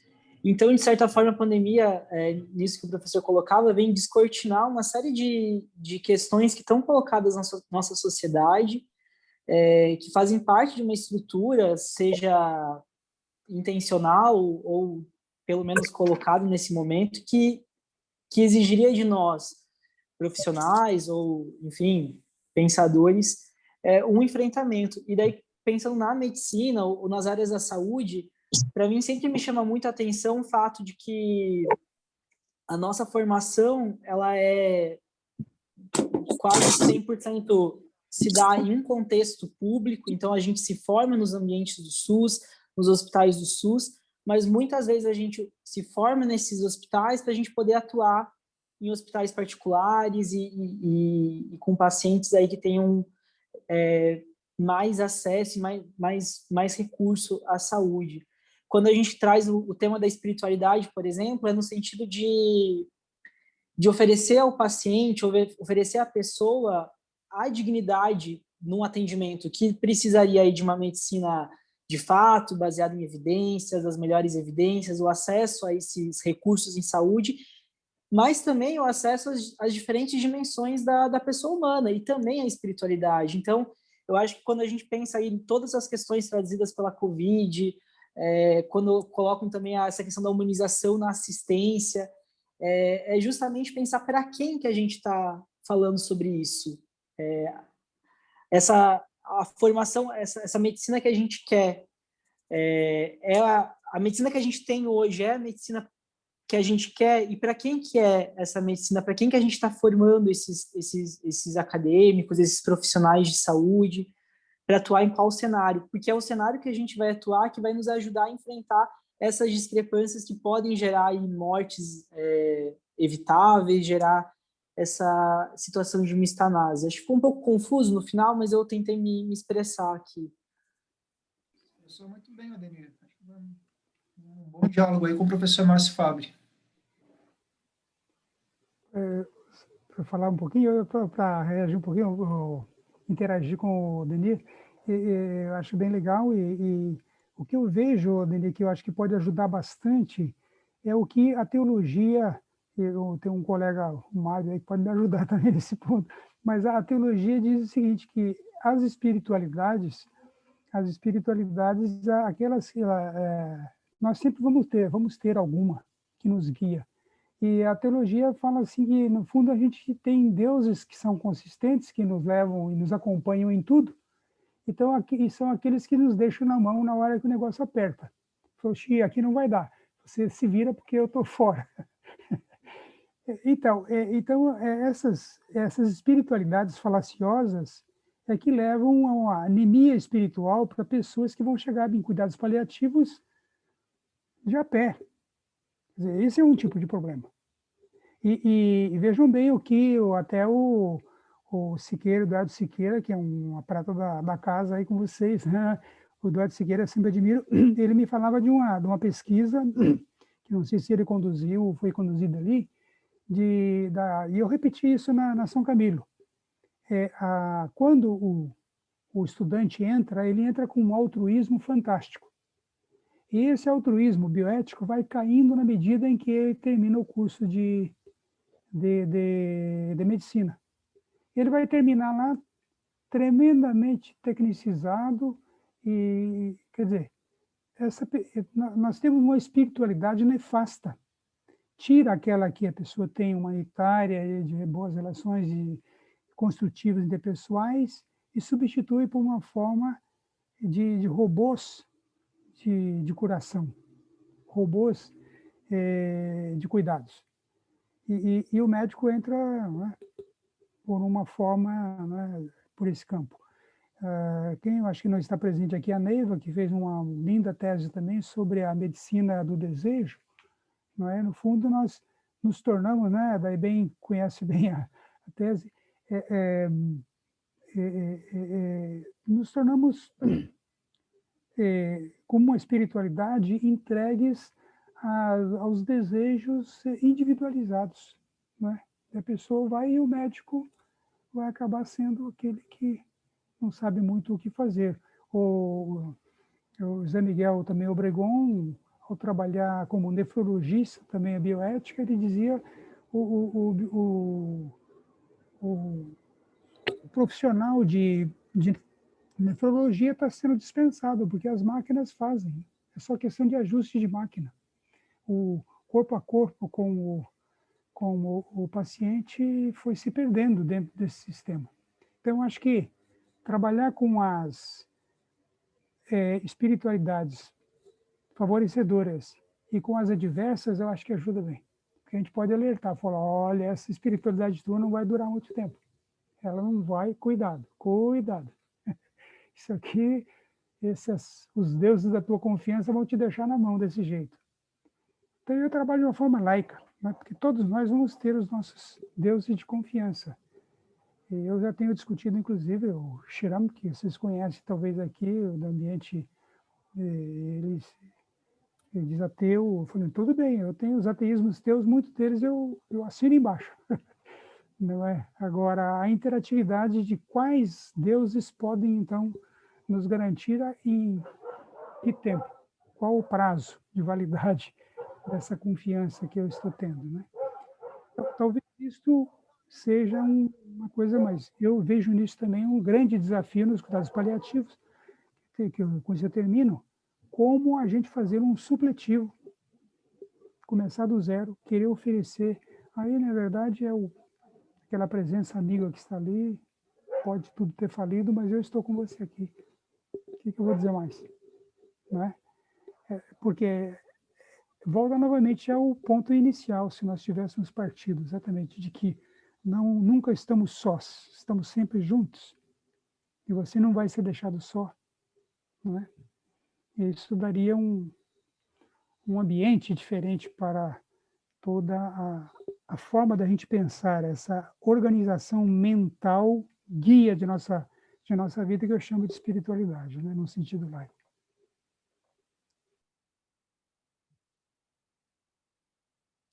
Muito bom. Eu gostaria de agradecer Márcio, Aldenires, Sabrina.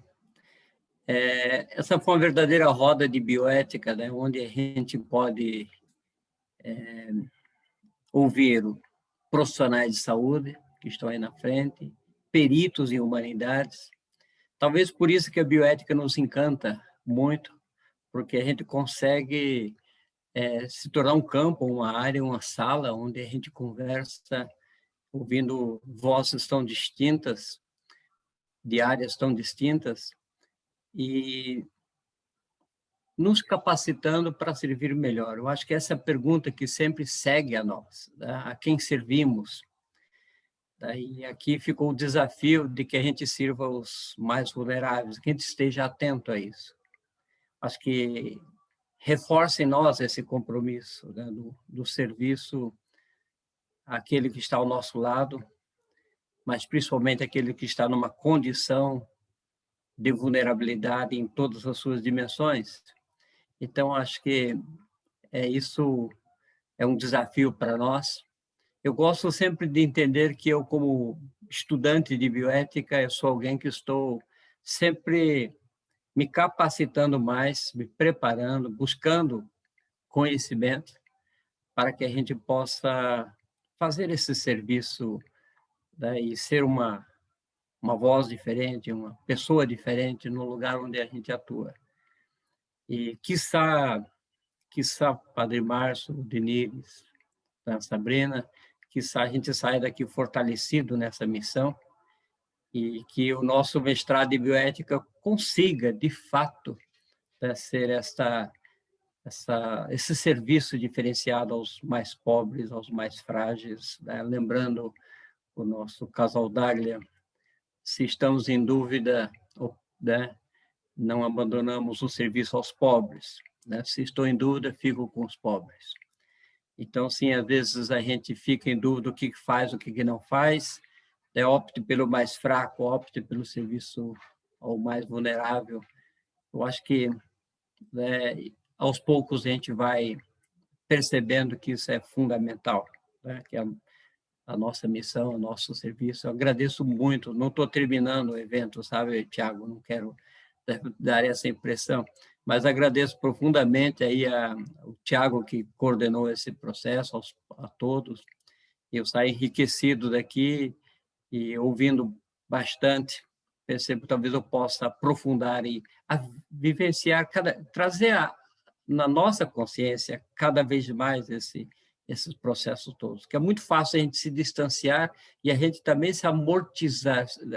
Não é amortizar, é ficar amortecido, né, pelo dia a dia. Acho que é muito fácil a gente ficar amortecido, a gente entrar num tipo de dormência da nossa própria consciência. Então, esse momento pode avivar em nós essa consciência, para que a gente perca essa dormência e resgate o nosso verdadeiro sentido, né, de vida e o nosso a quem servimos, né, nesse processo todo. Agradeço profundamente, né, esse momento que para mim serviu para avivar em mim essa consciência.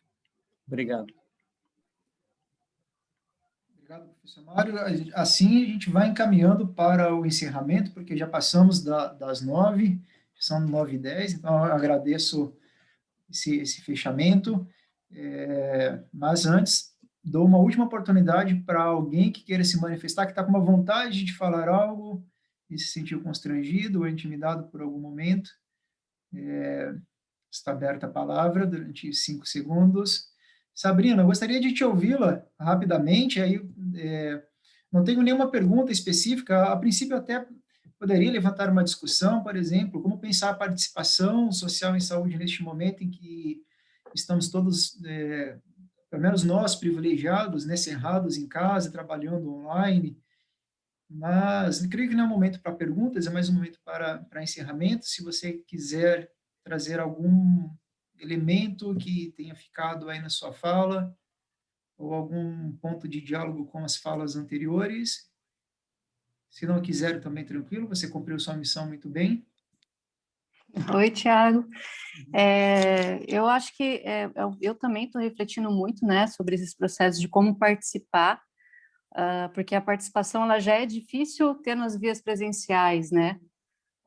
Então, quando a gente tem, né, essa impossibilidade, né, de estar estimulando, muitas pessoas não têm nem acesso, né, às redes sociais. Então, muitos conselhos, por exemplo, de saúde estão se reunindo, né, de forma virtual, mas se a gente for pensar na realidade, né, das condições socioeconômicas, enfim, das diferentes localidades e acessos existentes, assim. Então, a gente vê que muita gente já não participava, agora muito menos, né? Então, as questões da coletividade, eu acredito que é muito importante a gente pensar nesse momento, né? Que eu vi ali o professor Mário falando, então a gente se isola, né? E fica naquela condição estática, né? Então, que formas que a gente pode estar se envolvendo, né, e estimular e continuar as pesquisas, eu acho muito importante, porque eu senti muito também que essa paralisação, então a pesquisa ela acaba fiscalizando muito, né, como as coisas acontecem, né, os estudantes ali, então questionando, né, então quando a gente paralisa também fica ausente, né, a gente deixa um pouco a coisa correr solta num país como o nosso, né, de muita corrupção. Então, acho que eu sou muito apaixonada pelo sistema da participação, para a gente tentar vocalizar, né, dar voz a essas pessoas, né, os vulnerados, né, as pessoas que têm menos acesso. Então, como que a gente pode estar lutando, né, junto, né, dessas pessoas, desses coletivos, né, então das minorias, dos movimentos sociais, enfim. Eu agradeço, né, a participação. Fico à disposição também, se alguém quiser discutir, né, sobre os meus temas de pesquisa, né. Obrigada, então. Obrigado. Muito interessante esse teu último ponto, né, falando da própria pesquisa como um modo de fiscalizar, né, de se fazer presente. Nós aqui somos pesquisadores, somos professores, estudantes, e trabalhamos numa pesquisa assim. E o professor Márcio hoje, ele reforçou bastante a mistanásia como uma metodologia de identificação de conflitos éticos, especialmente no contexto da pandemia. Então, eu reforço bastante o convite aos alunos, sobretudo aos novos estudantes que estão chegando aí neste semestre, busquem ler sobre a mistanásia, busquem ler o trabalho os trabalhos do professor Márcio. Tenho a esperança de que o professor Márcio publique isto que ele preparou hoje para nós, porque me parece que já é uma publicação, e com essa diretriz, professor Márcio, da mistanásia como metodologia, eu acho que poderia ser muito útil para os nossos estudantes, para os nossos professores, enfim, para todos nós, fazermos da pesquisa um modo de, não apenas de identificação, mas de intervenção mesmo na realidade, né? Então, eu passo a palavra para que a gente termine com a sua esperança. Muito obrigado, Tiago. Eu queria dizer que nós não estamos sós e queria fazer uma homenagem a alguém que está no Suriname nos acompanhando nesse momento. Ou seja, o Ricardo Carvalho está lá do Suriname, viu? Suriname, está linkado desde o comecinho conosco aqui. Ou seja, então, esse lado é muito importante. Eu queria agradecer muito a vocês, né, o privilégio de poder ter partilhado, aprendido e nessa interação a gente poder também sair daqui abastecido, ou seja, alimentado espiritualmente, na esperança, alimentado também essa sede de pesquisa, não é? Eu até colocava ao final aqui, se a gente está trabalhando a mistanásia, não é porque a gente gosta de morte, não, é o contrário, é porque a gente quer descobrir os caminhos de vida e escapar das armadilhas, né, que a morte escondida nos prepara. Então eu vejo no pulsar de cada um de vocês aí essa esperança, essa forma, não é, reconstrutiva e que reinventa, não é, essa forma de reinventar a vida em cada surpresa que ela nos dá. Então a pandemia eu acho que ajuda também nesse sentido positivo, né, da gente poder se reinventar, redescobrir, não estar nunca tranquilo de que estejamos tudo bem. O nosso aconchego, ele precisa ser sempre também, não é, remodelado, renovado e especialmente aberto para outras pessoas que não têm o aconchego que nós temos. Muito obrigado a vocês. Então, obrigado pela vibração e agradeço muito também da minha parte que essa organização e esse momento privilegiado de interlocução. Muito obrigado. Boa noite. Bom descanso, né? Obrigado. Muito obrigado. O pessoal vai bater uma salva de palmas. Obrigado a vocês. Isso. Esse semestre para todos nós. Obrigada. Tirar um print, Tiago. Vamos tirar um print? Boa lembrança. Todo pessoal, mundo que puder mostrar, quem puder mostrar a cara, mostra. Habilitar o vídeo. Vamos fazer uma carinha aí de inteligentes, como se diz, não é? E vamos... Quem tira o print aí para nós, depois me envia no WhatsApp que eu compartilho. Excelente palestra. Está tirando? Pelo jeito, provavelmente. Né? Então, X. Apareceu a Edna ali agora. Sim. O Alberto com a menininha. Estava escondidinha antes. Eu também estava com a filha há pouco. Né? Que bom. Pessoal, tirem print de todas as telas, porque há várias pessoas, que bom vê-las, pessoal. Agora que eu vi aqui várias carinhas que eu não tinha visto antes. Professor Thiago, eu estou fazendo aqui, eu vou mandar. Então, tá bom. Muito bem, Wellington. Excelente. Então, que aula você teve hoje, hein? O Wellington está estudando. Que aula. Que aula. Foi excelente, viu? Poder rever vários colegas, tá? Uma noite que eu não vou dormir será essa. Então tá bom, pessoal. Que Depois alguém eu do compartilho Suriname nos também grupos. tinha alguém dos Estados Unidos lá, o Antônio Araújo, né? Continua em Chicago, Araújo provavelmente. sendo presente aqui. Muito bem. Nós também teríamos a participação de alguém do Timor-Leste, não sei se está aí. Nosso colega do Timor-Leste. Mas é isso. A atividade online permite, né, essas aberturas. Então, há sempre um lado positivo, mesmo nas dificuldades. Vamos focar no lado positivo e seguir em frente. Força, pessoal. O Orlene está ali. Gente, um abraço a todos. Muito obrigada. Bom semestre aí. Obrigada pela oportunidade. Estamos bem. Felicidades. Passo, boa noite. Tchau, tchau, gente. Tchau. Boa noite, André. Agora que te vi aí. Tchau, todo mundo. Obrigado, Thiago. Tchau. Obrigado, professor Márcio. Obrigada Prazer. pela oportunidade. Que apareceu todo mundo. O Norton agora. Agora que vai aparecendo as outras carinhas, né? Tem alguns que não tinham aparecido. Olha o Ricardo lá, o Ricardo, tá vendo? O Ricardo do Suriname aqui embaixo, ó, saiu, agora ele saiu. Tá o Ricardo. O Ricardo ali, ó, tá vendo? Muito bem, Ricardo. O Ordilei lá da Rondônia. Olha aí, o Ordilei. Rita, tem muita gente aí. Muita gente boa. Vamos lá de Mato Grosso. Valeu. Vamos lá, vamos em frente, pessoal. Tchau, muito gente. obrigado. Tchau, tchau. Bom trabalho.